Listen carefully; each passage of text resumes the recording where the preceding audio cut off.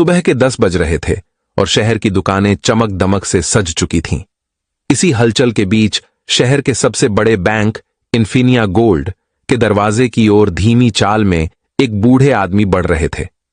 दरवाजे के सामने खड़े सिक्योरिटी गार्ड ने ऊपर से नीचे तक निहारा और बोला, अंदर कहां चल दिए? ये गरीबों का बैंक नहीं है।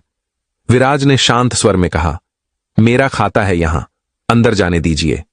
कांच का दरवाजा धीरे धीरे खुला और वे अंदर दाखिल हुए। अंदर पहुंचते ही माहौल बदल गया। लोगों की निगाहें उन पर टिक गईं, जैसे किसी ने अचानक मंच पर गलत कलाकार भेज दिया हो। वे बिना हड़बड़ी के काउंटर की तरफ बढ़े। काउंटर पर नंदिनी नाम की युवा महिला बैठी थी। नंदिनी का ध्यान ज्यादातर फोन पर था। उसका चेहरा सख्त था। विराज ने नम्रता से कहा, बेटी, मुझे चेक से पैसे निकालने हैं। नंदिनी ने एक झलक में उनकी साधी सूरत देखी और सोच लिया, ये भिखारी यहां दिमाग चाटने आ गया, और आवाज में तुनक जोड़कर बोली, ये बैंक सबके लिए नहीं है, शायद आप गलत बैंक में घुस गए हैं। विराज ने शांत स्वर में कहा, मैंने अपना खाता यही खुलवाया है, चेक दिखाइए तो। नंदिनी ने तंज भरे अंदाज में पूछा, कितना निकालना है? 500, 1000? और जब विराज ने कहा, 5 लाख नकद चाहिए। 5 लाख? हा हा। नंदिनी की हंसी तेज निकली। वो हंसी आसपास खड़े लोग भी पलटकर देखने लगे। अरे भैया, आप कोई मजाक कर रहे हैं क्या? यहां वीआईपी क्लाइंट आते हैं, ट्रांजैक्शन बड़े होते हैं, आपकी औकात क्या है? उसकी जुबान से जहरीले शब्द निकल रहे थे। विराज का चेहरा लाल हो गया, पर उन्होंने विनम्रता से कहा, मैं भिखारी नहीं हूं, मेरा पैसा है यहां, बस चेक देख लो। नंदिनी का धैर्य टूट गया। उसने तेज आवाज में कहा, मैं तुम्हारा कोई चेक नहीं देखती। तुम्हारी हिम्मत कैसे हुई इस बैंक में आकर इतने पैसों की डिमांड करने की? यह हमारा बैंक है, यहां किसी को ऐसे आकर परेशान करने की इजाजत नहीं। उसने गैर अवमानित अंदाज में गार्ड बुलाने की धमकी दे डाली। हंगामा बढ़ा तो भीड़ जमा होने लगी, और तब बैंक के मैनेजर मनीष वर्मा अपनी शीशे वाली केबिन से निकला। उसकी भाषा और चाल में अहंकार था। उसने कड़क आवाज में पूछा, यह क्या शोर हो रहा है? नंदिनी ने मौका पाकर बिना रुके सब कुछ बता दिया, अपने स्वर में घमंड मिलाकर। सर, यह कोई भिखारी आया है और 5 लाख मांग रहा है। विराज ने हाथ जोड़कर फिर समझाने की कोशिश की, सर, मैं अपना ही पैसा निकालने आया हूं। पर मनीष ने उनकी कोई बात नहीं सुनी और धुनकर कहा, बाहर निकलो, भाग भाग यहां से। जब तुम्हें कहा गया है तो क्या समझ नहीं आया? यह बैंक है, धर्मशाला नहीं। और फिर उसने विराज को जोर से धक्का दे दिया। धक्का इतना जोरदार था कि विराज धड़ाम से गिर पड़े। पासबुक और चेक हवा में उड़े, फिर जमीन पर जाकर बिखर गए। उस पल बैंक का शोर जैसे थम गया। सबकी नजरें बस एक जगह टिक गईं। एक बूढ़ा आदमी जमीन पर पड़ा था और उसकी गरिमा भी उसके साथ गिरी थी। लेकिन सन्नाटा ज्यादा देर नहीं रहा। मैनेजर मनीष वर्मा गुस्से में गरजा, गार्ड, क्या देख रहा है? उठा इसे और बाहर फेंक दे। ऐसे लोगों से बैंक की इमेज खराब होती है। गार्ड ने बिना सोचे विचारे बूढ़े विराज जी की बांह पकड़ी और उन्हें घसीटते हुए बाहर की तरफ धकेल दिया। चलो चलो, फालतू के ड्रामे मत करो। कांच का दरवाजा उनके पीछे बंद हो गया। पीछे मुड़कर देखा तो नंदिनी चेहरे पर जीत की मुस्कान ली खड़ी थी, जैसे किसी युद्ध में विजयी हुई हो। मैनेजर टाई सीधी कर रहा था और बाकी ग्राहक अपनी कुर्सियों पर लौट गए, जैसे कुछ हुआ ही न हो। बाहर विराज अकेले जमीन पर बैठे हुए, सिर पर हल्की चोट मगर दिल में गहरी चोट। उनकी आंखों में आंसू थे, बेबसी के, अपमान के, और शायद उस दुनिया के लिए जो अब उन्हें समझ नहीं पा रही थी। उन्हें याद आया कैसे उन्होंने अपनी पूरी जिंदगी मेहनत से कमाई थी, हर रुपया ईमानदारी से जोड़ा, हर मुश्किल को मुस्कुराकर झेला, और आज वही पैसा, वही बैंक उन्हें भिखारी बना गया। धीरे धीरे उठे, कांपते हुए पैर, और घर की ओर चल पड़े। हर कदम अब किसी भारी पत्थर जैसा लग रहा था। घर पहुंचकर दरवाजा बंद किया और फिर बस टूट पड़े। बच्चे की तरह फूट फूट कर रोने लगे। उनके आंसू सिर्फ अपमान के नहीं थे, बल्कि उस दर्द के थे कि इंसानियत कब इतनी ठंडी हो गई। कुछ देर बाद जब रोना थमा तो दिल में सवाल उठा, क्या मैं ये बात आर्यन को बताऊं? फिर खुद ही जवाब मिला, नहीं, वो परेशान हो जाएगा। लेकिन फिर एक और सोच आई, अगर मैं चुप रहा तो ऐसे लोगों का हौसला और बढ़ेगा। उन्होंने कांपते हाथों से फोन उठाया और बेटे आर्यन का नंबर डायल किया। उधर आर्यन दिल्ली में एक इंटरनेशनल कॉलेज में लेक्चर दे रहा था। लाखों स्टूडेंट सामने उनकी लेक्चर सुन रहे थे। फोन पर पिताजी का नाम देखा तो वह बिना देर किए बाहर निकल गया। हाँ पिताजी, सब ठीक? उसने मुस्कुराते हुए कहा। दूसरी तरफ से आई टूटी भीगी हुई आवाज, हाँ बेटा, सब ठीक है। बस इतना सुनना काफी था। आर्यन का चेहरा गंभीर हो गया। उसे पता था कुछ बहुत गलत हुआ है। पापा, आपकी आवाज ठीक नहीं लग रही, क्या हुआ? और फिर जैसे टूटे बांध से पानी निकलता है, वैसे ही विराज की सिसकियों के साथ सब कुछ बाहर आ गया। बैंक की घटना, हर शब्द, हर धक्का, हर अपमान। आर्यन बस सुनता रहा और उसके भीतर का लावा उबलने लगा। पापा, आप प्लीज शांत रहिए, उसने कहा। मैं अभी आ रहा हूं। नहीं बेटा, तू काम कर ले, बस मन हल्का करना था। नहीं पिताजी। आर्यन की आवाज अब ठंडी नहीं, दृढ़ थी। अब जो हुआ है उसका जवाब मैं दूंगा, लेकिन अपने तरीके से। उसने फोन काटा, सबको देखा और बस इतना कहा, I am sorry students, but I have to leave now. उसकी नजरों में ऐसा दृढ़ निश्चय था कि कोई सवाल करने की हिम्मत नहीं कर सका। सीधे कार में बैठा एयरपोर्ट की ओर निकल गया। रास्ते भर उसका मन उबलते पानी जैसा था।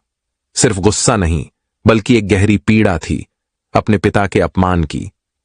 आर्यन ने तय कर लिया था, यह लड़ाई बदले की नहीं, न्याय की होगी। वो उन लोगों को एक ऐसा सबक देगा जो किसी कोर्ट या पुलिस से नहीं, बल्कि इंसानियत के आईने से मिलेगा। रात देर से जब वो घर पहुंचा तो देखा पिताजी सोफे पर ही सो गए थे।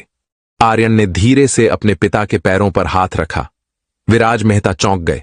पलटकर देखा तो सामने उनका बेटा खड़ा था, जैसे किसी पुराने दर्द पर मरहम लग गया हो। उनकी आंखों से फिर से आंसू बह निकले। आर्यन ने झुककर उन्हें गले लगा लिया और धीरे से कहा, बस पिताजी, अब और नहीं, आप आराम कीजिए, कल सुबह हम साथ चलेंगे, उसी बैंक में। विराज ने सिर हिलाया। आवाज धीमी थी, थकी हुई, टूटी हुई। नहीं बेटा, अब उस जगह जाने की कोई जरूरत नहीं, मेरी उस बैंक में जाने की हिम्मत नहीं हो रही। आर्यन ने उनका हाथ पकड़कर कहा, पिताजी, जाना तो होगा। यह सिर्फ आपके अपमान का मामला नहीं है, यह उस घमंड को तोड़ने की बात है जो इंसानियत को कुचल देता है। हमें दिखाना होगा कि सम्मान कपड़ों से नहीं, इंसान के कर्मों से होता है। और हम वैसे ही जाएंगे जैसे आप गए थे, सादगी में, मगर सिर ऊंचा रखकर। विराज ने बेटे के चेहरे की ओर देखा। उस पर दृढ़ता की ऐसी चमक थी जिसे कोई बुझा नहीं सकता था। अगली सुबह आर्यन ने ऑटो रोका और बोला, चलो इन्फिनिया गोल्ड बैंक। बैंक में वही पुराना माहौल था, चमचमाती फर्श, परफ्यूम की महक और ऐसे चेहरे जो दूसरों को ऊपर से नीचे तक तौलने के आदी थे। जैसे ही आर्यन और उनके पिता अंदर दाखिल हुए, कई नजरों ने उन्हें एक साथ घूरा, मानो कोई अजनबी गलती से किसी और दुनिया में आ गया हो। आर्यन ने पिता का हाथ कसकर थामा, जैसे कह रहा हो, डरिए मत, अब वक्त हमारा है। वह सीधे उस काउंटर की ओर बढ़े जहां नंदिनी बैठी थी। वही नंदिनी, वही अकड़, वही मोबाइल में डूबी हुई लापरवाही। आर्यन ने शालीन आवाज में कहा, मैडम, हमें पैसे निकालने हैं, ये मेरे पिताजी का चेक है। नंदिनी ने सिर उठाकर देखा। कल वाला बूढ़ा फिर आ गया था और आज उसके साथ एक लड़का भी। अरे वाह, उसने ताना मारा, आज बेटे को भी ले आए हो शिकायत करने? सुनो, जैसे आए हो वैसे ही निकलो यहां से। आर्यन मुस्कुराया, लेकिन उसकी मुस्कान में संयम था, गुस्सा नहीं।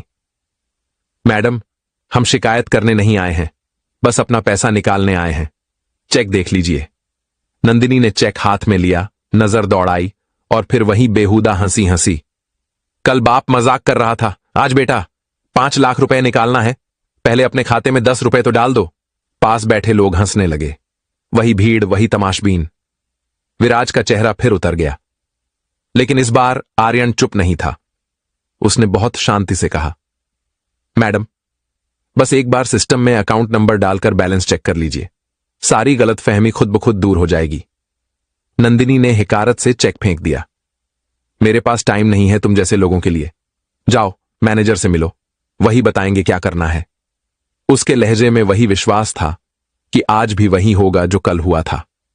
आर्यन ने सिर झुकाया और कहा, ठीक है मैडम, हम मैनेजर से ही मिल लेते हैं।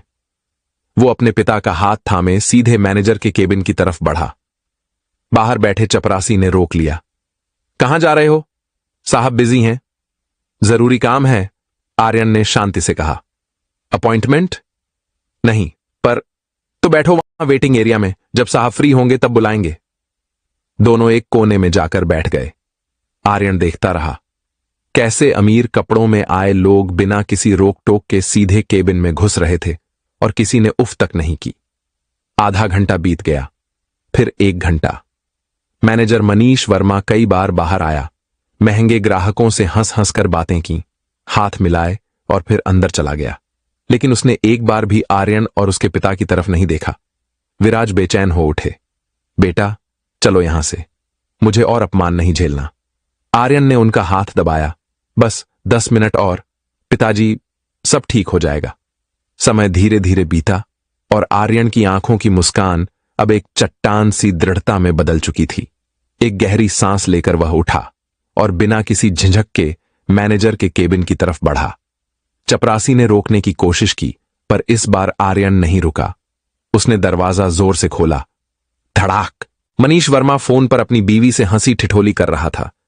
लगे था जैसे दिन की सबसे मीठी खबर सुन रहा हो। फिर अचानक दरवाजा जोर से खुला और 2 लोग बिना पूछे अंदर आए। मनीष का चेहरा सिकुड़ गया। उसे भड़कते देर नहीं लगी। यहां कैसी तमीज!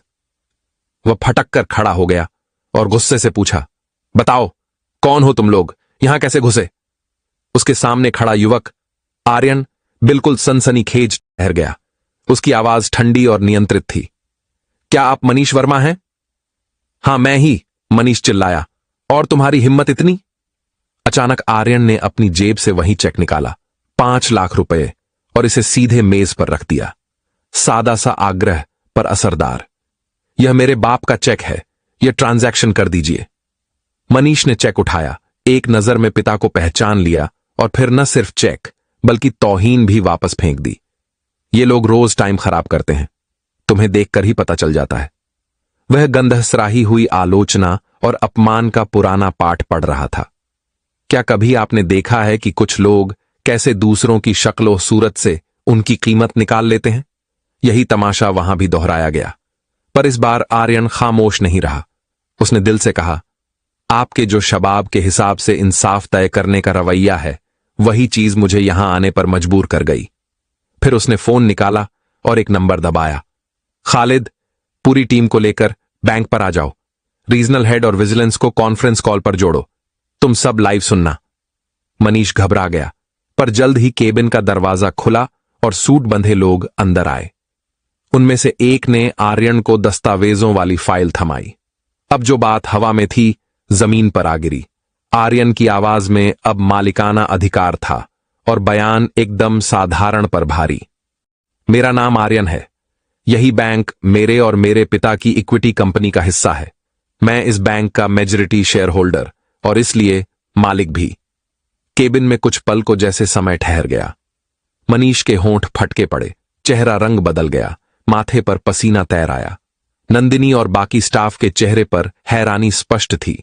ग्राहक भी चुपचाप सभी बातचीत देख रहे थे। क्या बड़ी कुर्सी पर बैठा आदमी हमेशा मालिक होता है? और क्या पैसों के चमक दमक से इंसानियत की नजर धुंधली हो जाती है? ये सवाल अचानक हर किसी के जहन में उठ खड़े हुए। आर्यन ने आगे बढ़कर कहा, आपने कल मेरे पिता को बेइज्जत किया, भिखारी कहा, धक्का दिया। आज आपकी ये हरकतों का हिसाब देना होगा।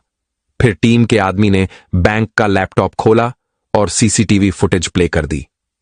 स्क्रीन पर कल की हर झलक, नंदिनी की तानों से लेकर मनीष के धक्के तक, सब कुछ साफ नजर आया।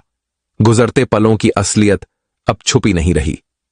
ये वीडियो अब हेड ऑफिस, विजिलेंस और जरूरत पड़ी तो मीडिया तक जाएगी, आर्यन ने कहा।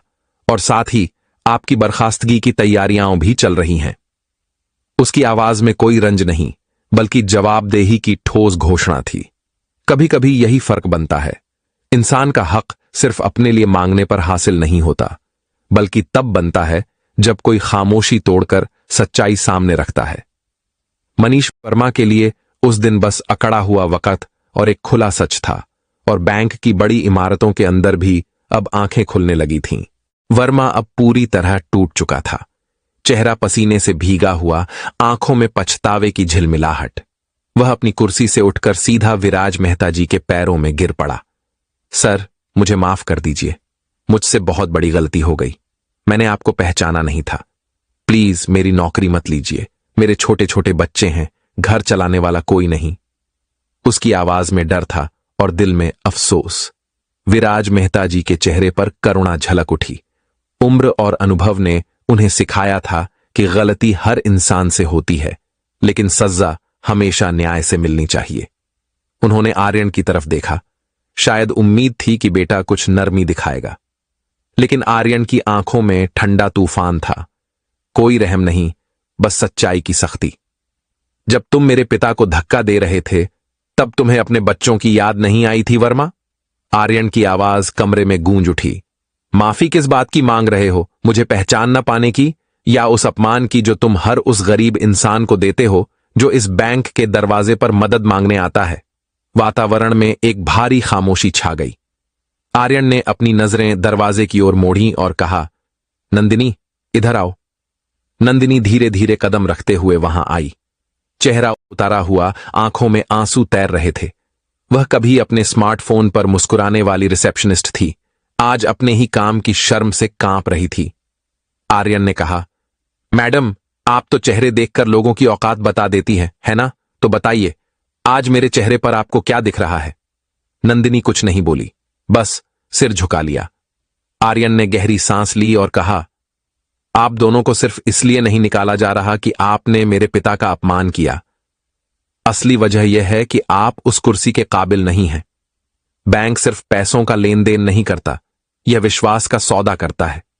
यहां ग्राहक सिर्फ नंबर नहीं होते, इंसान होते हैं, और आपने इस बैंक के भरोसे को मिट्टी में मिला दिया। फिर वह अपने टीम से कहा, दोनों के टर्मिनेशन लेटर तैयार करो, और हां, उस गार्ड को भी जिसने बिना सोचे किसी बुजुर्ग को बाहर फेंका, आज से वह भी इस बैंक का हिस्सा नहीं रहेगा। मेरे बैंक में ऐसे लोगों की कोई जगह नहीं। बैंक के बाहर जमा पूरा स्टाफ अब केबिन की खिड़की से यह सब देख रहा था। आर्यन उठकर बाहर आया। उसकी आवाज गूंज उठी, आज जो हुआ वो आप सबके लिए सबक है। याद रखिए, इंसान की कीमत उसके कपड़ों से नहीं, उसके किरदार से होती है। ग्राहक भगवान होता है, चाहे वह सूट बूट पहने या फटे कपड़ों में आए। अगर आज के बाद इस ब्रांच में किसी भी ग्राहक के साथ बदसलूकी की खबर मिली, तो सिर्फ नौकरी नहीं जाएगी, कानूनी कार्रवाई भी होगी।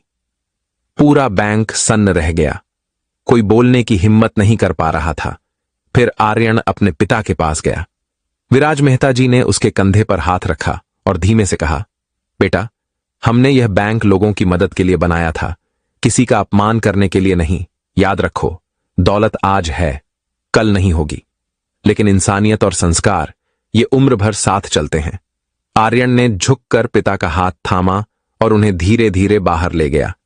जब दोनों बाहर निकले तो पूरा स्टाफ और सभी ग्राहक खड़े हो गए, सिर झुकाए, सम्मान में। बाहर की हवा अलग महसूस हो रही थी, हल्की, सच्ची और संतोष भरी। विराज मेहता जी ने एक गहरी सांस ली। इस बार उनकी आंखों से बहते आंसू अपमान के नहीं, गर्व के थे। उस बेटे के लिए जिसने न सिर्फ उनका सम्मान लौटाया, बल्कि पूरे समाज को इंसानियत की कीमत याद दिला दी। दोस्तों, अगर यह कहानी आपके दिल को छू गई तो नीचे कमेंट में जरूर बताएं कि आपने इससे क्या सीखा। अगर आपको यह कहानी पसंद आई तो वीडियो को लाइक, शेयर करें और चैनल को सब्सक्राइब करना न भूलें, क्योंकि आपका सपोर्ट ही हमें ऐसी और प्रेरणादायक कहानियां लाने की ताकत देता है। यह कहानी पूरी तरह मनोरंजन और सीख के उद्देश्य से बनाई गई है। इसमें दिखाए गए पात्र, नाम और घटनाएं काल्पनिक हैं।